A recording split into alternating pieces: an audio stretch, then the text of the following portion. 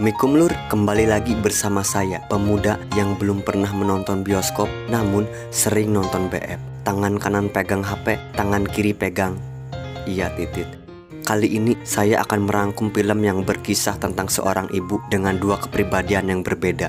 Dia membesarkan putrinya yang menderita berbagai macam penyakit. Namun di balik itu semua tersimpan rahasia kelam. Film ini berjudul Run yang dirilis tahun 2020. Pokoknya film ini akan membuat kalian seperti di saat teboga duit tiba-tiba jol aya nu nagih hutang. Gitulah, pokoknya tegang parah. Oke, langsung we ke alur ceritanya. Selamat menonton dan nginjem duit atuh Lur.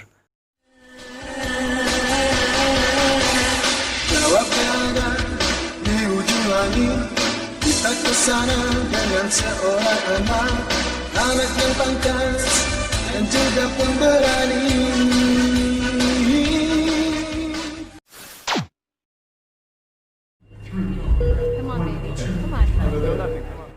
Di awal film kita akan diperlihatkan sekelompok dokter dan para perawat yang sedang berjuang menolong bayi prematur atau bayi yang terlahir dalam kondisi organ pernapasannya belum sempurna. Diperlihatkan juga seorang ibu yang sedang berdoa untuk keselamatan buah hatinya. Kemudian saat dia hendak melihat ternyata anaknya selamat. Ia pun bertanya, apakah bayiku akan baik-baik saja? Dan scene pun menjadi poek. Lalu dokter memperlihatkan berbagai macam penyakit dari jantungan, mual-mual, asma, diabetes, kelumpuhan, bengek, kaligata, lencangen. Pokoknya banyaklah, panjang mun dicaritakeun mah Lur. Film pun melompat ke 17 tahun ke depan. Terlihat ada kumpulan ibu-ibu yang sedang membahas pias bale. Dalam percakapan, mereka juga membahas anaknya satu sama lain. Ada yang bersedih karena anaknya meninggal, dan ada juga yang bersedih karena anaknya kuliah, kerja, dan lain-lain. Namun, di sini ada seorang wanita yang sepertinya teboga kapusing. Dia adalah ibu yang di awal film. Dia bernama Diana Sherman. Dia mengatakan, "Aku tidak merasa bersedih. Aku memiliki anak yang luar biasa. Dia sudah menghadapi tantangan hidupnya dari lahir hingga sekarang 17 tahun. Dia pintar, berani, dan jika ada seseorang yang tidak perlu dikhawatirkan, dialah orangnya."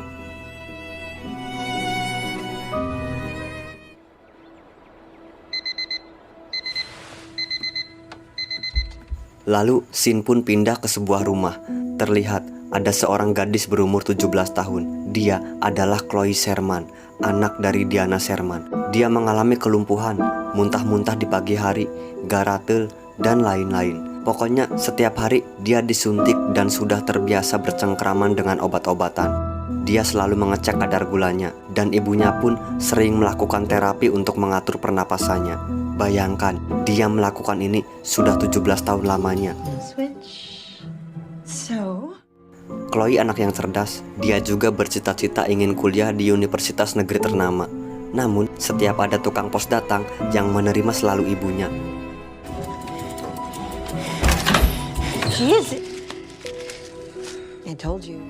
Ibunya pun berkata, kalau kamu diterima, ibu pasti nganggap wayang.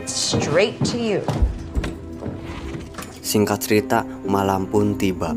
Di sini, Chloe dites kadar gulanya dan ternyata hasilnya rendah. Dia pun diperbolehkan makan coklat, tapi tetap dibatasi. Chloe juga selalu browsing tentang universitas yang ia ingini. Dia yakin kalau dia bisa kuliah di situ. Asal kalian tahu, kecerdasan si Chloe ini di atas rata-rata kalian, kecuali aku. Dia bisa membuat robot, nyerpis TV, bikin seblak, angen sabrang, pokoknya segala bisa. Meski dibalik itu dia tersiksa oleh penyakitnya, namun semua itu tak menjadikannya alasan untuk berhenti belajar. Dan di saat tengah malam, ibunya selalu menghabiskan waktu untuk menonton film ajab. Tak ada yang aneh sejauh ini.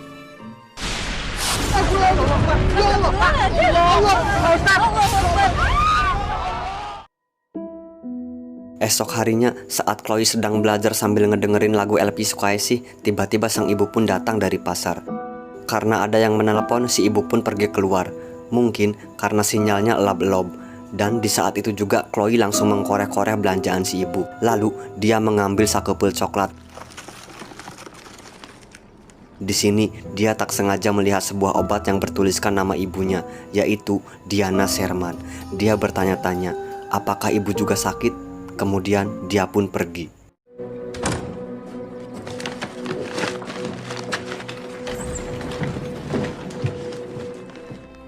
Malam pun kembali tiba. Seperti biasa, si ibu memberi obat. Namun kali ini Chloe ngahulang karena obatnya sama seperti apa yang dia lihat di waktu siang. Chloe pun bertanya, ini kan obat ibu, kenapa diberi ke saya? Di sini, Chloe juga mengaku kalau dia sudah diam-diam mengambil coklat dan tak sengaja melihat obat yang bertuliskan nama ibunya. Sang ibu pun menjawab, jangan terlalu banyak makan coklat, ntar huntumu karorowok. Kalau masalah obat, itu cuma tanda terima, jangan dipikirkan. Chloe mulai curiga akan obat tersebut, namun dia tetap meminumnya. Good night.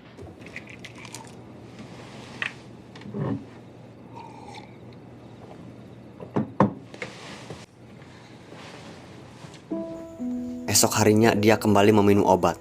Namun kali ini rasa curiga yang kian menggelora membuat dirinya semakin penasaran dengan obat yang selama ini dia minum. Akhirnya dia mengambil obat itu dengan pakakas ciptaannya.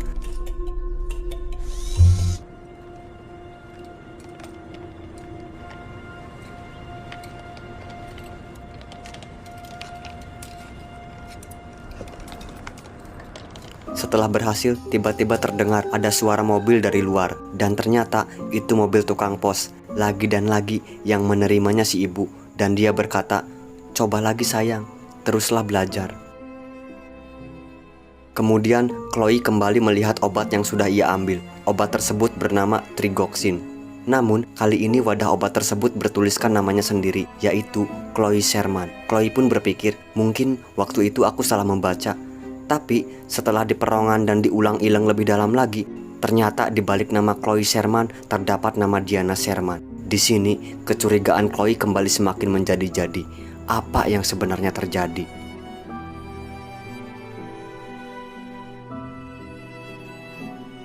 Malam harinya saat Chloe diberi obat, kali ini dia tak menelannya. Dia ingin mencari tahu tentang obat yang selama ini ia minum.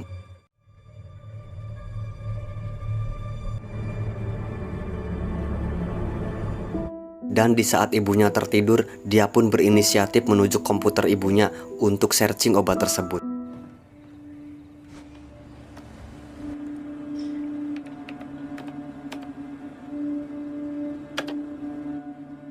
Namun sayang, jaringan internetnya tak terhubung.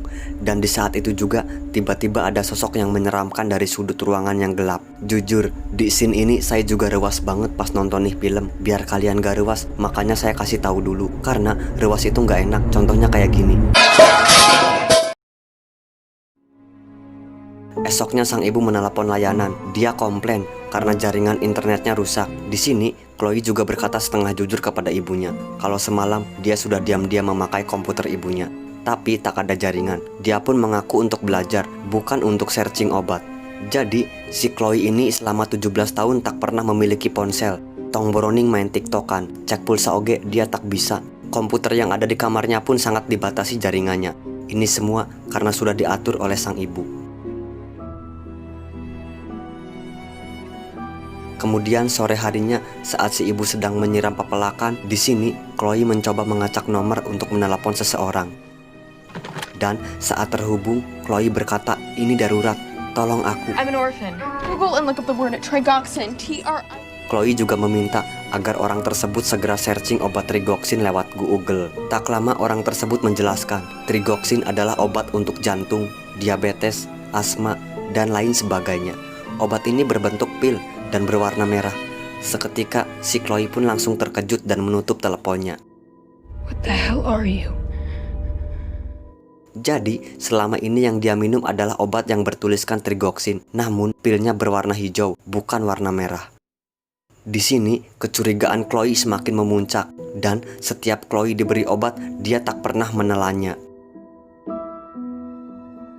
Malam harinya saat makan bersama, si Chloe ini meminta nonton bioskop kepada ibunya. Sang ibu pun menurutinya. Kemudian pagi harinya saat akan berangkat, ternyata obat yang selama ini tak diminum olehnya disimpan di sebuah celengan. Dia pun membawanya.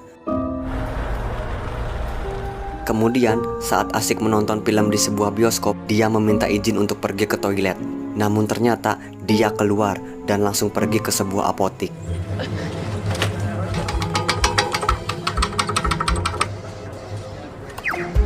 Thank you.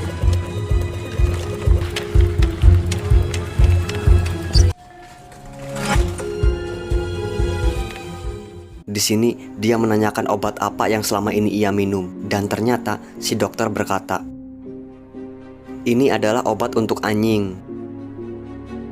Sontak, Chloe pun terkejut dan bertanya lagi, apa jadinya jika diminum oleh manusia? Jelas sangat berbahaya, bisa mengakibatkan kelumpuhan. Setelah mendengar pernyataan itu, Chloe pun sesak napas. Saat itu juga tiba-tiba sang ibu datang. Chloe langsung disuntik olehnya, dan dia tak sadarkan diri.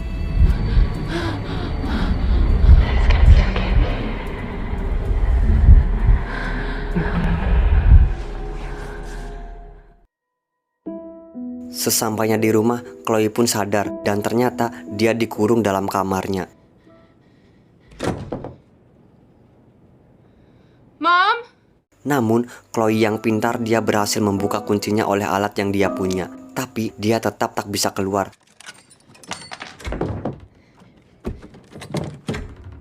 Karena ternyata pintunya juga terjogal dari luar. Di sini dia bingung. Tapi karena mungkin si Chloe ini punya bakat maling atau jurus moro layangan, akhirnya dia pun memutuskan keluar melalui jendela.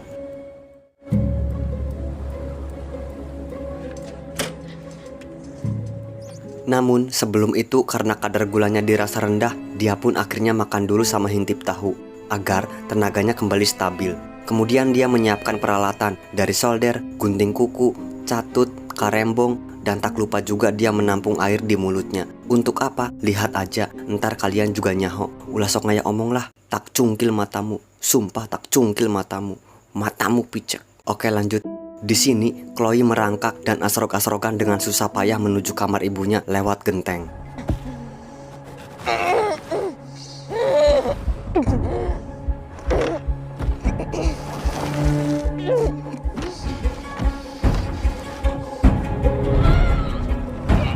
Sesampainya di jendela kamar ibunya, dia langsung memanaskan solder, kemudian ditusukkan ke kaca tersebut. Lalu, air yang ada di mulutnya pun disemburkan.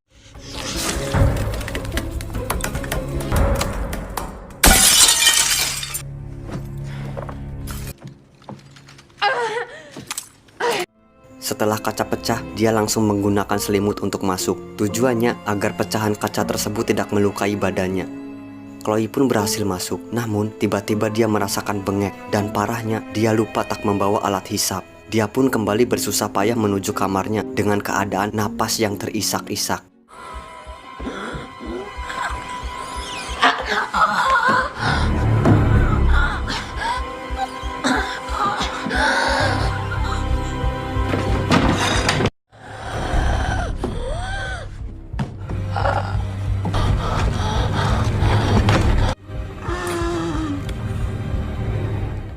Untungnya dia berhasil meraih alat tersebut. Lalu dia berkata,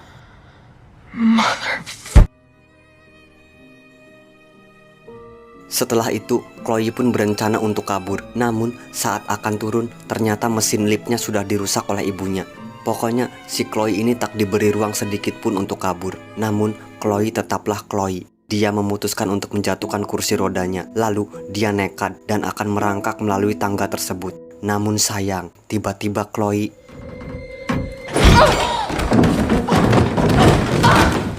dia terjatuh dan membuat kepalanya berdarah. Sepertinya dia tak akan sanggup untuk kabur. Namun tiba-tiba keajaiban pun datang. Chloe tersadar, bahkan dia bisa menggerakkan kakinya. Ini semua karena dia sudah tak meminum lagi obat dari ibunya. Di sini dia semakin yakin kalau ibunya itu ternyata emang rada edan.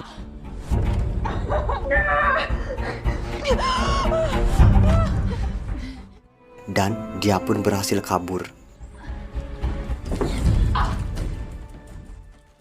Di waktu yang sama, ibunya sedang dalam perjalanan pulang. Sepertinya dia sudah merencanakan sesuatu untuk Chloe. Kita kembali lagi ke si Chloe yang sedang berjalan di tengah jalan. Apakah dia akan bertemu dengan ibunya? Aduh, harusnya kamu lebih hati-hati atuh sayang. Kamu kan sudah bersusah payah untuk kabur. Kamu mah sok mawa maneh. Dan tiba-tiba dia melihat sebuah mobil. Dia pun langsung kukurusukan ke pinggir jalan. Namun ternyata itu mobil tukang pos. Chloe yang ketakutan langsung menghentikan mobil tersebut secara tiba-tiba. Dia pun hampir tertabrak.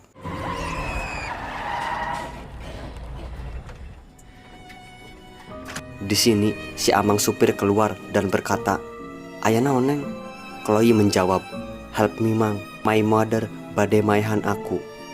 Kemudian saat akan menaiki mobil, ternyata Chloe melihat mobil ibunya. Amang supir pun langsung menyembunyikan si Chloe. Namun sang ibu ternyata sudah melihat Chloe. Di sini mereka sempat pasea.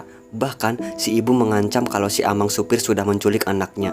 Tapi untungnya si Amang supir tetap percaya kepada Chloe. Dia akan membawanya ke kantor polisi.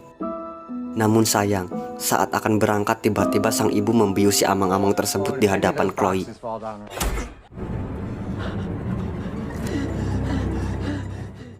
Akhirnya sang ibu pun kembali membawa si Chloe ke rumahnya. Kali ini si Chloe dikurung di suatu ruangan rahasia ibunya. Di tempat ini juga semua kecurigaan Chloe akhirnya terjawab sudah. Dia melihat semua rahasia kelam ibunya. Ternyata coklat yang selama ini dia makan adalah racikan dari ibunya. Tak cuma itu, si Chloe juga ternyata sudah lama diterima di universitas yang ia ingini. Namun sang ibulah yang menutupinya. Di sini Chloe pun mengamuk. Kemudian dia melihat sebuah kotak di atas lemari. Dan saat akan mengambilnya dia tak sanggup. Karena ternyata kursi rodanya pun sudah dirantai oleh sang ibu. Namun dia tetap berusaha dan akhirnya berhasil meraihnya. Di kotak ini dia kembali menemukan sebuah kenyataan yang sebenarnya. Ternyata si Chloe ini terlahir dalam keadaan normal. Jadi semua penyakit yang ia derita adalah ulah dari ibunya. Di kotak tersebut juga ada surat kematian yang bernama Chloe, kematian 17 tahun yang lalu. Tak cuma itu, ada juga sebuah koran tentang penculikan bayi di rumah sakit. Dan faktanya, Chloe ini bukanlah anak kandung dari Diana Sherman. Anak yang terlahir prematur itu sebenarnya sudah meninggal 2 jam setelah kelahiran. Jadi, Chloe ini adalah bayi yang sudah ia culik di rumah sakit tersebut.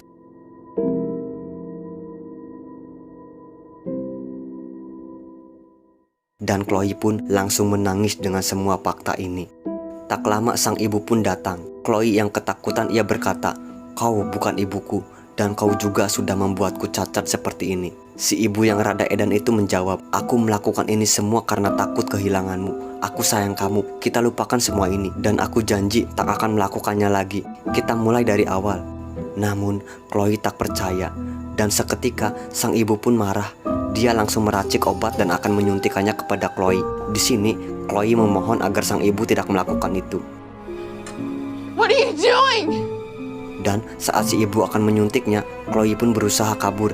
Lalu dia masuk ke suatu ruangan dan menguncinya. No, Mom, please. I don't want to die, please.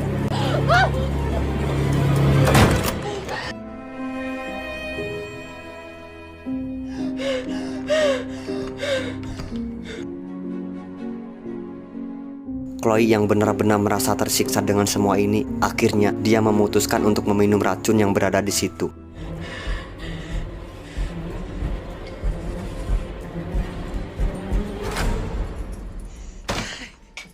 You need me.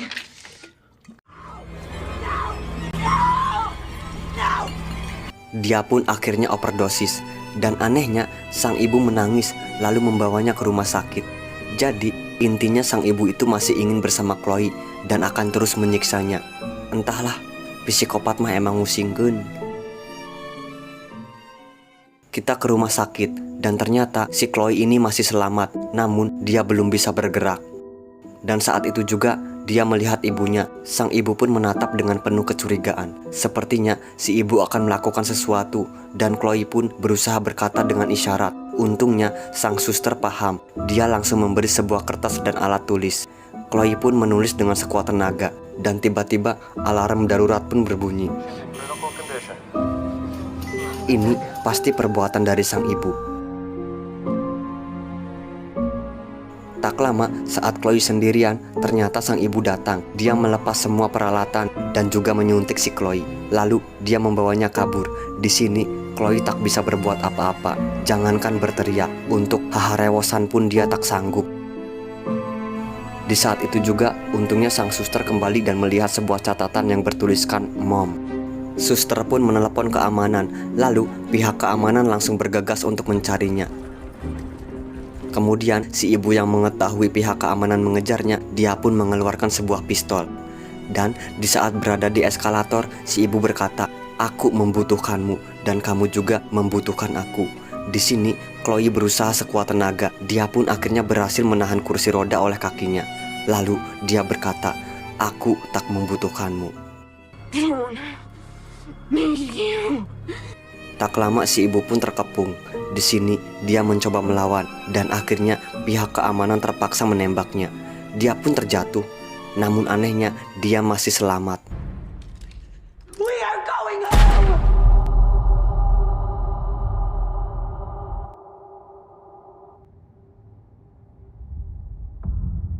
Setelah kejadian ini, Chloe pun menjelaskan semua kejahatan ibunya kepada pihak yang berwajib.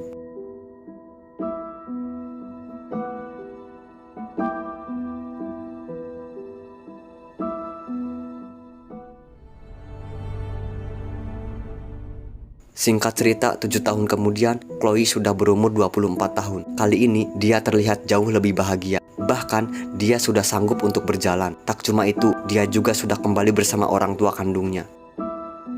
Di akhir film, terlihat Chloe mengunjungi sebuah rumah sakit jiwa. Dan ternyata, Diana Sherman dimasukkan ke rumah sakit jiwa. Keadaan dia sangatlah memprihatinkan. Di sini, Chloe menatap dengan penuh dendam. Lalu, dia mengeluarkan obat dari mulutnya. Dan dia pun berkata, "Ibu, buka mulutmu." Open wide. Dan film pun tamat. Menurut saya, ini film sangat luar biasa. Meskipun karakter dalam film ini sangatlah terbatas, namun film ini bisa membuat si penonton bangga kepada aku. Oke, kesimpulan dari film ini adalah sepintar-pintarnya bangkai ditutupi, pasti baunya akan tercium. Dan sepandai-pandainya kamu selingkuh, pasti kamu akan bau bangkai. Saya Emul undur diri, dan semoga cerita yang saya bawakan bisa menjadi suatu kemaslahatan buat kalian. Thanks for watching, dan ngenjam 2.